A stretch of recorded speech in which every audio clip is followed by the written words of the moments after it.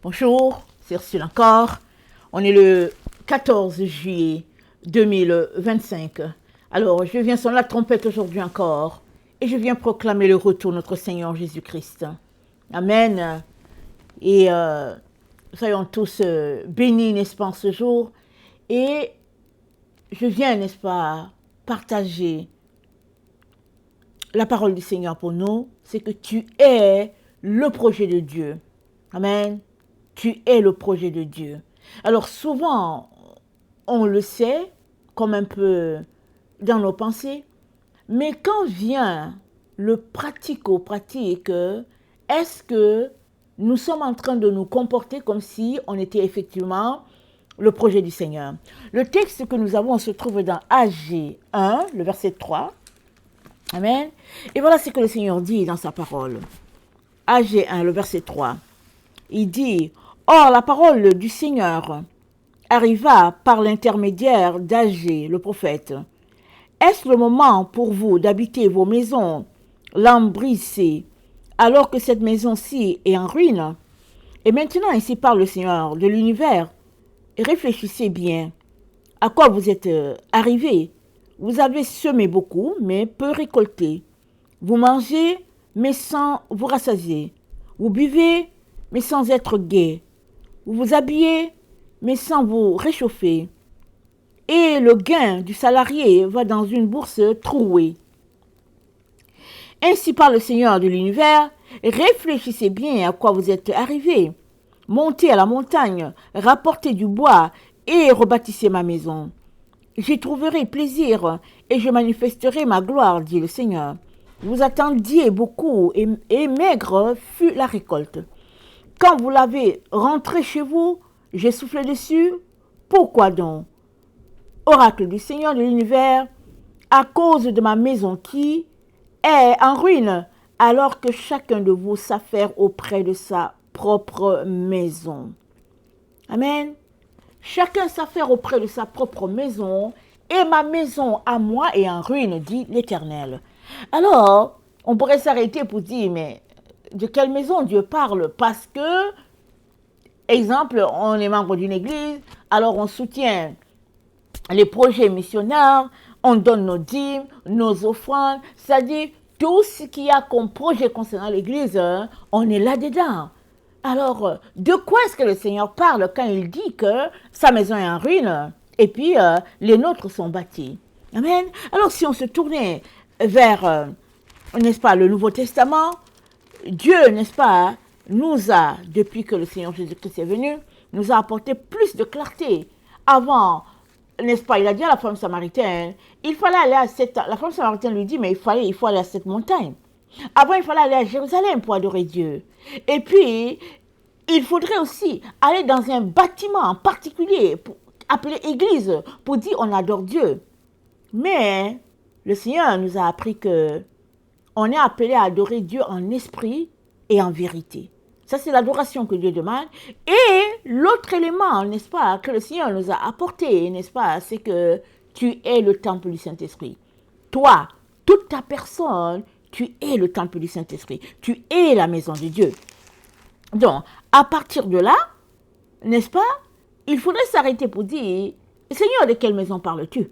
Alors, 1 Corinthiens 3, le verset 16 dit, ne savez-vous pas que vous êtes le temple de Dieu et que l'Esprit de Dieu habite en vous? N'est-ce pas? Si quelqu'un détruit le temple de Dieu, Dieu le détruira, car le temple de Dieu est saint et c'est ce que vous êtes. Tu es le temple de Dieu. Je suis le temple de Dieu. Le temple de Dieu est saint.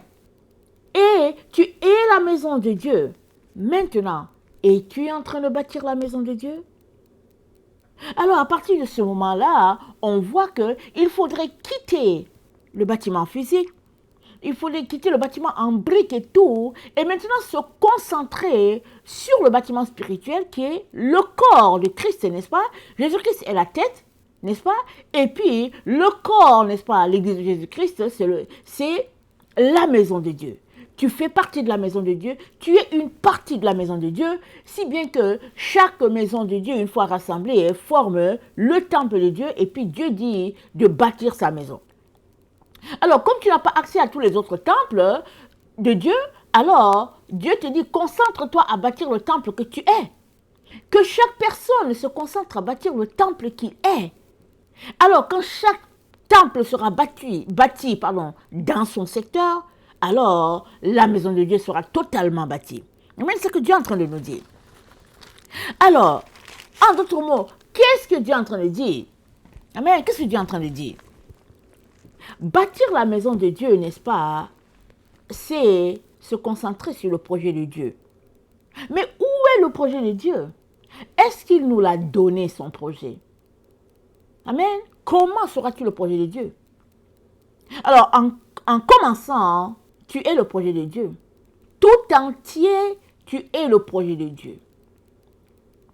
Avant que Dieu ne te tisse dans le ventre de ta mère, tu étais déjà son projet. Il a bien réfléchi, n'est-ce pas, à toi, et il a dit, celui-ci, ou bien celle-là, je vais l'envoyer sur la terre à ce moment précis, parce qu'il me sera utile à tel endroit bien précis. C'est pour cela que, à cette heure où nous sommes, 2025, tu es sur la terre. Tu n'es pas venu au XVIIIe siècle. Tu es venu en ce moment-là où tu es le projet de Dieu. Maintenant, Dieu dit quoi? Il dit, vous prenez soin de vos maisons quand la mienne, n'est-ce pas, est en lambeaux. La mienne est en lambeaux, en train de s'écrouler, et puis vous prenez soin de vos maisons. Qu'est-ce que Dieu est en train de dire? Il est en train de dire, vous vous concentrez sur vos projets à vous. Amen. Parce que pour qu'une maison soit montée et bâtie, on parle d'un projet. Tu le conçois dans ton esprit, tu as ton projet, tu le montes et tout. Quand c'est bien prêt, tu t'en vas voir les personnes, n'est-ce pas, qui sont appelées, n'est-ce pas, à plus le clarifier, le mettre en détail, et puis ils vont te dire quoi faire, jusqu'à ce que finalement, il faudrait que tu achètes la terre ou bien l'emplacement, et puis jusqu'au moment où le projet se met en marche, jusqu'à sa finition, n'est-ce pas, tu es le projet de Dieu. Mais avant que le projet soit dit, qu'il est fini, et qu'on vienne te donner la clé pour dire, ok, tu peux maintenant entrer dans la maison, il a d'abord été conçu dans la pensée. Amen. S'il n'y avait pas de pensée, par exemple, il n'y aurait pas de chaise. Il y a quelqu'un qui a pensé à une chaise, et puis il y a une autre personne qui l'a dessinée, et après, il y a une autre personne qui a mis les différents matériaux, n'est-ce pas, nécessaires pour que ça soit solide, et après on a amené ça à la conception, jusqu'au produit du final, n'est-ce pas, c'est parti de la pensée. Alors, tes pensées sont-elles alignées aux pensées de Dieu? Ou bien, tes pensées sont-elles juste le produit de ton imagination? Le produit, n'est-ce pas, de ta propre, n'est-ce pas, conception ou bien conception avec, je ne sais pas, les membres de ta famille, tu t'assois et puis tu conçois quelque chose. Mais ce n'est pas Dieu qui te l'a donné. Tu conçois. Et tu viens t'asseoir devant Dieu pour dire, oh Dieu, bénis mon projet Seigneur. Alléluia, amen. Je vais t'apporter ceci. Je vais te donner 10%. Je vais faire ceci Seigneur. Si tu exauces mon projet, je vais faire cela et puis je vais faire cela. Ok. D'accord. Veux-tu t'arrêter pour te demander si c'est Dieu qui t'a envoyé faire ce projet? Avant de dire, Seigneur, si tu me bénis, je vais faire ceci, je vais faire cela, je vais m'occuper de l'enfant de tel, je vais faire ceci, je vais faire cela. Avant de t'asseoir pour faire de telles prières, as-tu d'abord eu la certitude que le projet là que tu as mis en place, c'est celui de Dieu? Parce que tout part de là. Tout part de là. Et c'est de ça que Dieu est en train de nous parler aujourd'hui. Parce que les enfants de Dieu aiment Dieu, oui, mais plusieurs sont dans un état de confusion quant à s'occuper du temple de Dieu. Pour plusieurs enfants de Dieu, n'est-ce pas, il y a le projet de Dieu et il y a leur projet à eux. Et si bien que on se retrouve dans cette situation de dualité où Dieu ne peut même pas t'utiliser. Quand il te dit de faire ceci, tu dis, oh non, mais je n'ai pas encore fini cela. Et puis souvent même, il te parle, tu n'entends même pas ce qu'il te dit. Tellement tu es pris par ton projet que tu n'as même pas d'oreille pour lui.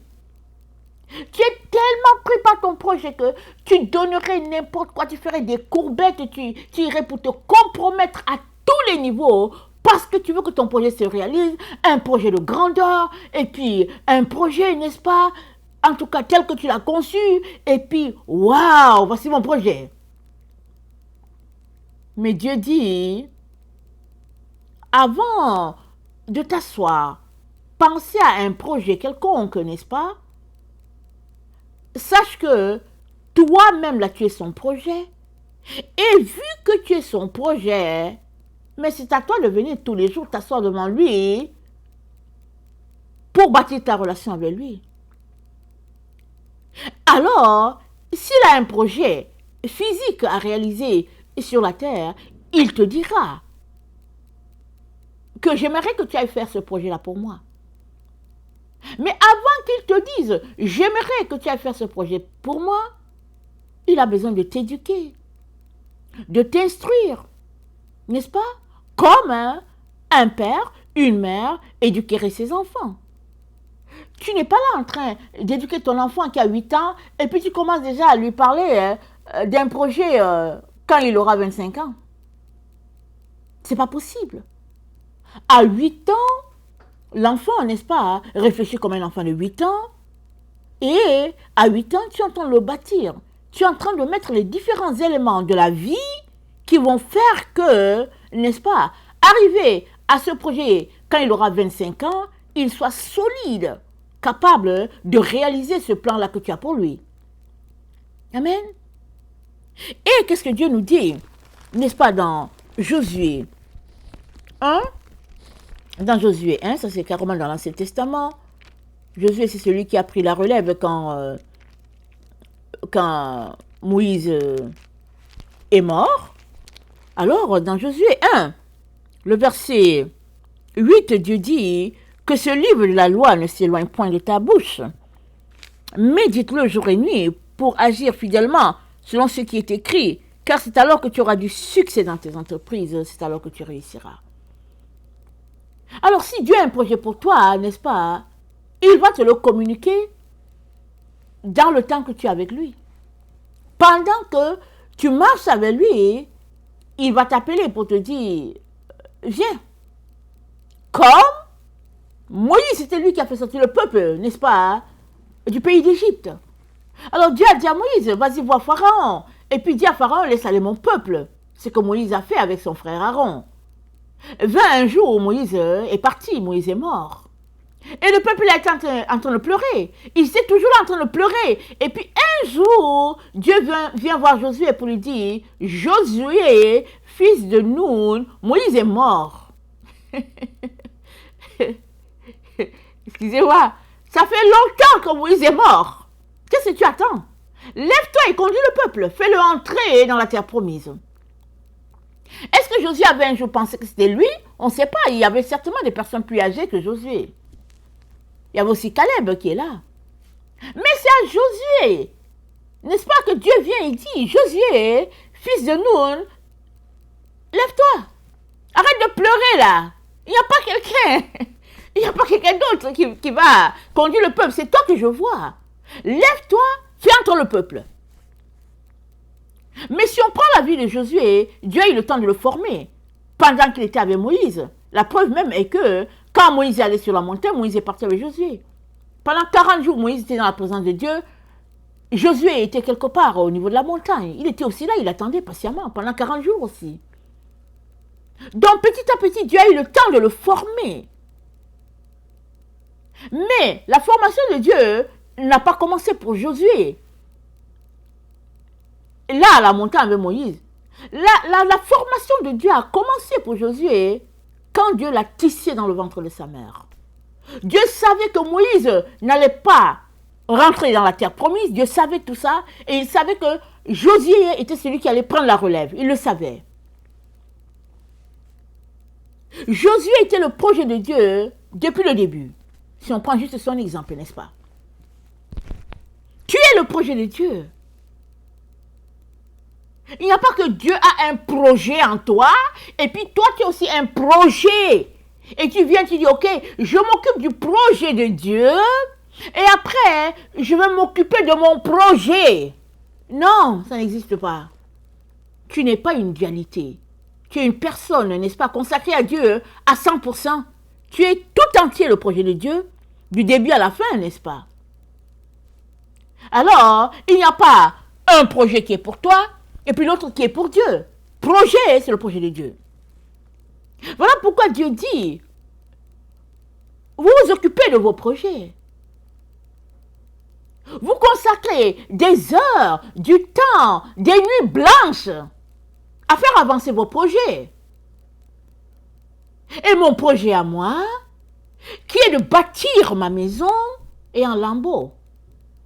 Alors, on peut s'arrêter pour dire, mais la maison de Dieu, on ne sait pas où c'est, et puis il y a différentes églises, et puis aussi, je participe, n'est-ce pas, à la vie d'église, et puis, mais il faut que je vive, il faudrait bien que je puisse éduquer mes enfants, et puis bon, etc. On peut donner toutes sortes de raisons, n'est-ce pas?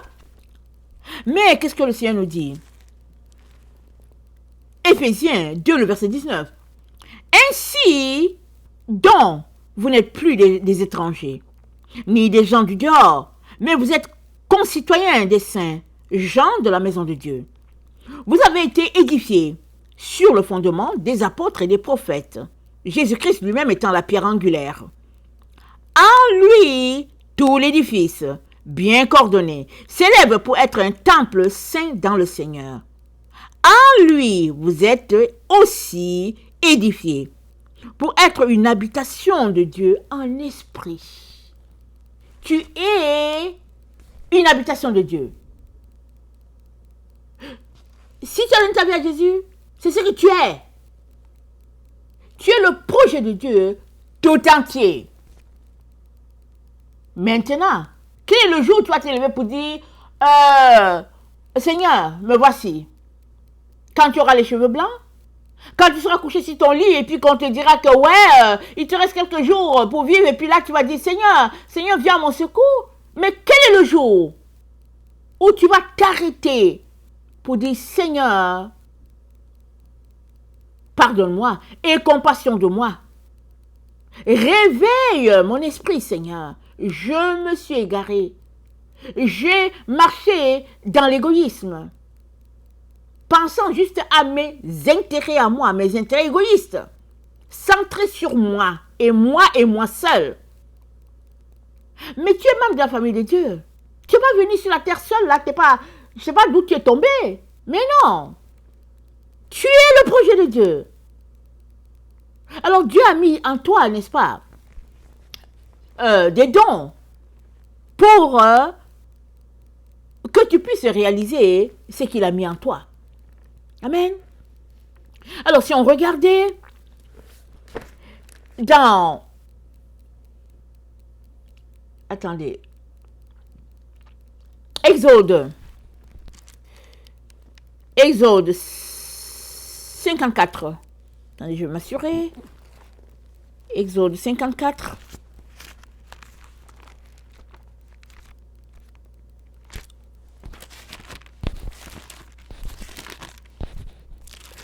Oh, attendez. Je pense que je me trompe de truc. C'est pas Exode 54. Je ne sais pas qu'est-ce que j'ai noté. Je ne sais pas qu'est-ce que j'ai noté, mais Exode 36. Excusez-moi. Je vais voir. Exode 36. Exode 36.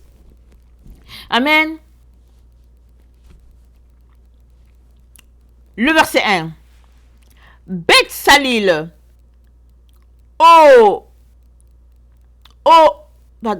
Oholiab.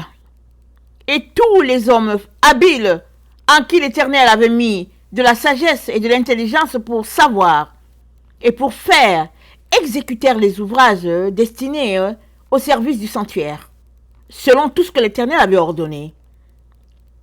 Moïse appela Beth-Salil, Oholiab, et tous les hommes habiles dans l'esprit desquels l'Éternel avait mis de l'intelligence, tous ceux dont le cœur était disposé à s'appliquer à l'œuvre pour l'exécuter. Ils prirent devant Moïse toutes les offrandes qu'avaient apportées les enfants d'Israël pour faire les ouvrages destinés au service du sanctuaire.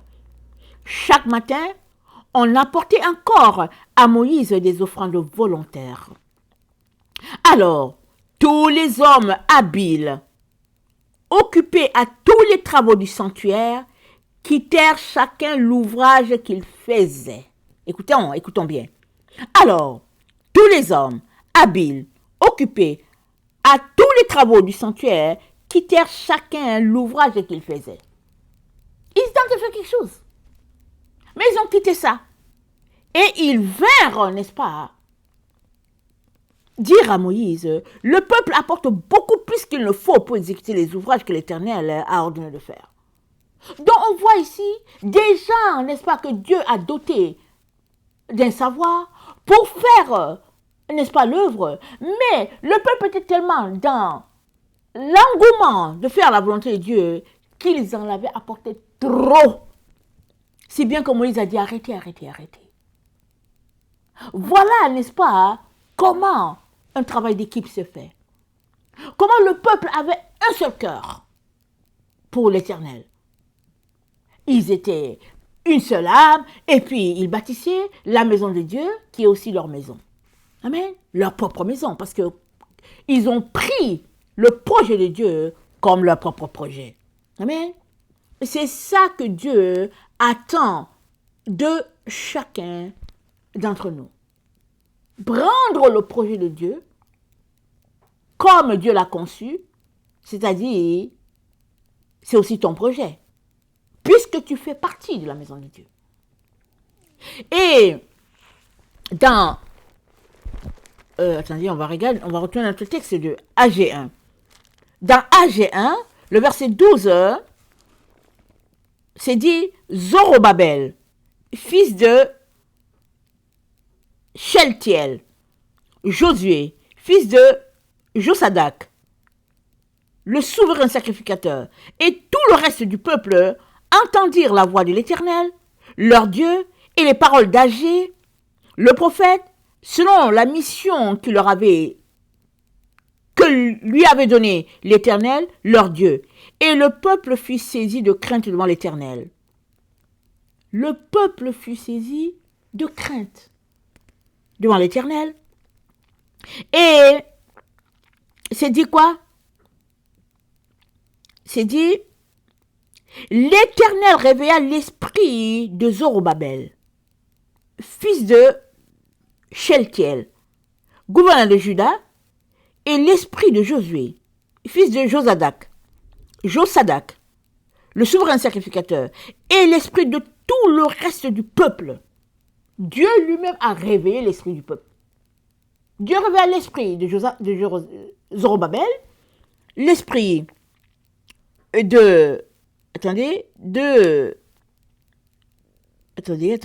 l'esprit de Zorobabel, il réveilla l'esprit de Josué, et il réveilla l'esprit de tout le peuple, et ils vinrent et se mirent à l'œuvre dans la maison de l'Éternel des armées, leur Dieu. Amen. Ce que nous avons besoin, n'est-ce pas, c'est de crier à Dieu pour qu'il réveille notre esprit. Amen. Puisque nous disons que nous sommes ses enfants, c'est de crier à Dieu pour dire, Seigneur, réveille mon esprit. Seigneur, touche-moi à nouveau. Seigneur, renouvelle-moi. Donne-moi encore l'engouement, n'est-ce pas, pour toi. Seigneur, aide-moi à retourner à mon premier amour, Seigneur. Aide-moi à me déconnecter, Seigneur, de toutes ces choses-là qui me distraient. Et de retourner à ma première passion, c'est-à-dire Jésus-Christ. Et alors que tu pries ainsi, Dieu va toucher ton esprit afin que tu te déconnectes de te concentrer sur tes projets à toi, même si ce n'est pas des mauvais projets, et que tu te concentres au projet de Dieu que tu es. Tu es le projet de Dieu. Il n'y a pas quelque chose que tu vas te mettre à bâtir en dehors de Dieu. Non. Si tu le faisais, tu es tout simplement en train de t'égarer. Parce que Dieu a mis en toi des dons, des talents pour sa gloire. Alors, il se pourrait que tu ne les utilises pas au moment où tu veux les utiliser. C'est ça l'histoire. Souvent, tu es tellement rempli de talent. Ça n'a pas l'allure. Tu te dis, je veux faire ceci. Le Seigneur dit, non, viens t'asseoir. Je veux faire cela. Il dit, non, non, non, viens. Mais je veux faire ceci. Il dit, non, amène-toi ici. Viens, viens, viens, viens. Alors, finalement, tu peux t'arrêter pour dire, mais au fait, pourquoi est-ce qu'il m'a donné tous ces trucs-là, ces dons, si je ne peux pas les utiliser? Tu pourrais te dire ça. Mais Dieu sait pourquoi il te les a donnés. Et il sait exactement en quel temps tu vas les utiliser. Parce qu'il se pourrait que tous les talents que tu as là, qu'il te dise non, viens, parce qu'il veut que tu les utilises après ton temps sur la terre. On ne connaît pas l'immensité de la grandeur de Dieu, on ne la connaît pas. Mais ce qui est important là où nous sommes, c'est que ton projet à toi est le cachet de Dieu.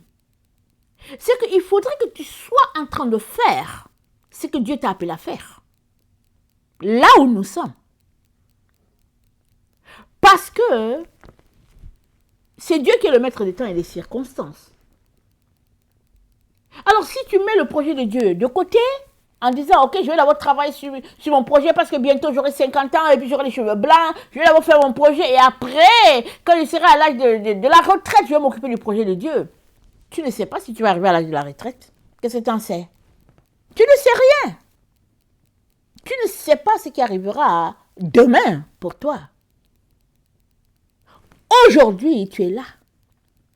Et tu es en train de travailler au projet de Dieu que tu es.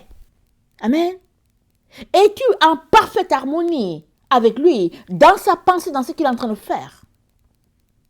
Si c'est le cas, alléluia. Mais si ce n'est pas ça, viens à Dieu. Juste, Seigneur, pardonne-moi. Seigneur, je suis passé à côté. Seigneur, viens à mon secours. Il va t'aider. Il va t'aider. Parce que l'exemple, n'est-ce pas, qu'il me donne en ce moment, c'est l'exemple de Simon-Pierre. Les disciples ont dit à Jésus, c'est le Seigneur. Eux, ils pensaient qu'ils voyaient un fantôme. Les disciples disent, c'est le Seigneur. Et Simon-Pierre, dans son doute, il dit, Seigneur, si c'est toi, ordonne que je vienne. Jésus lui dit, viens. Simon se met à marcher sur les eaux. Là, il est convaincu, n'est-ce pas, que c'est Jésus. À un moment donné, il doute. Et il est en train de couler. Il dit, Seigneur, à mon secours. Je coule, Seigneur. Le Seigneur étend la main, il tire Simon. Il dit, mais pourquoi as-tu douté, homme de peu de foi? Pourquoi as-tu douté? Donc, chaque fois que tu es sur le point de couler, le Seigneur étend la main pour te tirer, n'est-ce pas? Et c'est ça qu'il est en train de faire en ce moment-là. Là où nous sommes, c'est ça qu'il est en train de faire. Il est en train de te dire, tu es le projet du Seigneur. Alors, pourquoi est-ce que dans ton esprit, il y a le projet de Dieu et il y a ton projet? Pourquoi? Et tu es en train de faire ce que Dieu t'a appelé à faire? Qui est ton maître? C'est qui conduit ta vie en ce moment où tu es? Amen. Le Seigneur ne veut que te conduire, il ne veut que t'aider à réaliser la raison pour laquelle tu es là sur la terre. Tu es un morceau de puzzle, n'est-ce pas? Que Dieu a mis, n'est-ce pas? Que Dieu a créé pour aller dans un coin bien précis de son plan, de sa tapisserie. C'est comme ça. Mais tu ne peux pas de toi-même dire, ok, moi je veux me mettre à cet endroit-ci de la tapisserie. Non. Quand tu fais les puzzles, là, il y a des morceaux que tu essaies de coller là pour dire, ok, ça va entrer ici. Mais ça te montre que non, ça ne peut pas entrer, c'est trop dur, ça ne cadre pas. Finalement, tu te résous à aller chercher encore dans le lot où se trouve le morceau que tu cherches. Mais toi, tu n'es pas un morceau que Dieu cherche. Dieu t'a déjà créé. Il sait quel morceau tu es. Amen. Il le sait. Il est très important, n'est-ce pas, que tu t'abandonnes complètement à lui. Vu que tu sais que tu es son temple, laisse-toi donc habiter, visiter à 100% par notre Seigneur. Et il te dira ce qu'il aimerait que tu fasses. Il se pourra aussi qu'il te dise, assois-toi juste à côté de moi. Reste juste là, je veux juste être là avec toi, tranquille là. Il se pourrait que c'est ça. Alors, de quoi as-tu peur? Le meilleur endroit où on aimerait être, c'est être dans la présence de Dieu, et puis c'est tout. C'est le meilleur endroit qui existe sur la terre. Amen. Si tu es en train de m'entendre, n'est-ce pas, et que tu ne connais pas le Seigneur, ou bien que tu avais une relation avec le Seigneur et puis tu t'en es détourné, alors, je te demande tout simplement, n'est-ce pas, de faire cette prière après moi, afin que tout soit restauré, n'est-ce pas, et que tu repartes à nouveau avec le Seigneur. Seigneur Jésus, merci encore, parce que tu prends soin de moi dans les plus petits détails. Je viens te remettre ma vie. Aide-moi, Seigneur, à être ce puzzle que tu as créé à cet endroit de ta tapisserie, afin que tout puisse s'agencer parfaitement. Aide-moi, Seigneur, à laisser de côté mes projets à moi pour me concentrer sur ma relation avec toi. Amen et Amen. Que le Seigneur bénisse sa parole et que nous puissions, n'est-ce pas, décider de régler cette affaire-là une bonne fois pour toutes. Cette affaire selon laquelle on est le temple du Saint-Esprit, on est le projet de Dieu,